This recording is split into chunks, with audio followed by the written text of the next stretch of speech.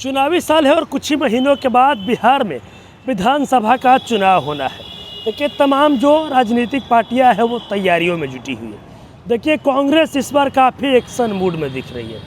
आपको बता दें कि देखिए वन पोलो रोड यानी कि नेता प्रतिपक्ष तेजस्वी यादव के सरकारी आवास पर अभी जो बिहार कांग्रेस के प्रभारी हैं कृष्णा अल्लावरू और जो बिहार कांग्रेस के प्रदेश अध्यक्ष राजेश राम वो पहुँचे। सबसे पहले हम आपको जो तस्वीर है वो दिखाने की कोशिश करेंगे। देखिए जो वीडियो है वो स्क्रीन पर चल रहा है, किस तरीके से जो बिहार कांग्रेस के प्रभारी कृष्णा अल्लावरू और जो बिहार कांग्रेस के प्रदेश अध्यक्ष राजेश राम वो नेता प्रतिपक्ष तेजस्वी यादव के वन पोलो रोड यानी कि उनके सरकारी आवास पर पहुँचे।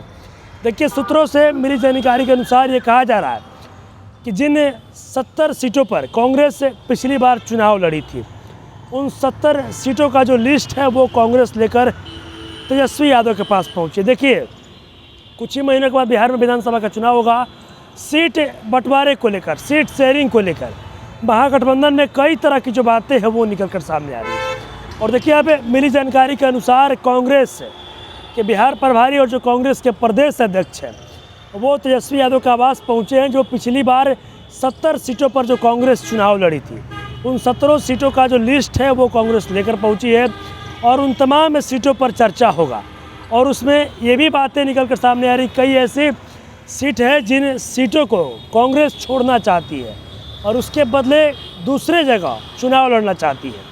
लेकिन कई तरह की जो बातें हैं वो निकल कर सामने आ रही है। लेकिन देखिए जिस तरीके से अब 70 जो सीटों पर कांग्रेस चुनाव लड़ी थी 70 सीटों का जो लिस्ट है वो लेकर निकली है।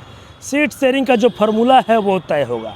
कांग्रेस चाहती है कि जल्द से जल्द सीट शेयरिंग का जो फार्मूला है वो तय हो जाए ताकि चुनावी प्रचार में दमखम से आदमी ज़ोर शोर से लग जाए और जो टिकट जो देने की बात है, प्रत्याशियों का जो बात है, प्रत्याशियों का जो कैंडिडेट चुनने की बात है उसको डिसाइड कर सके।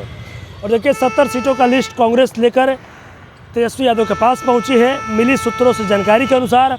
और अब कहा जा रहा है कि इन 70 सीटों में से कई ऐसे सीट हैं जिससे जो सीट है अब राजद उस सीट पर दावेदारी कर रही है और कई ऐसे सीट भी हैं उसमें जिस सीटों पर कांग्रेस चुनाव नहीं लड़ना चाहती है, उसके बदले दूसरे सीटों पर चुनाव लड़ेगी। लेकिन अब देखना होगा कि जब आज 70 सीटों का जो लिस्ट लेकर कांग्रेस पहुंची है तो जो चर्चाएं होती है सीट शेयरिंग को लेकर तो क्या कुछ फॉर्मूला तय होता है ये देखना काफ़ी अहम होगा, क्योंकि लगातार कई तरह की बातें महागठबंधन में निकल कर सामने आ रही है।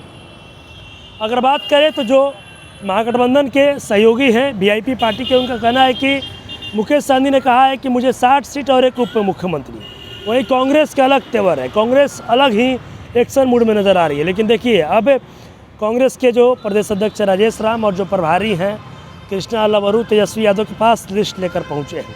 अब इससे चर्चाएँ होगी, तेजस्वी यादव बातचीत करेंगे, उसके बाद क्या कुछ निकल कर आता है और सीटों के क्या कुछ फार्मूला होगा देखना काफ़ी अहम होगा। लेकिन अब देखना होगा कि जो चर्चाएं हुई है, जो लिस्ट लेकर गए हैं तो क्या कुछ निकल कर सामने आता है।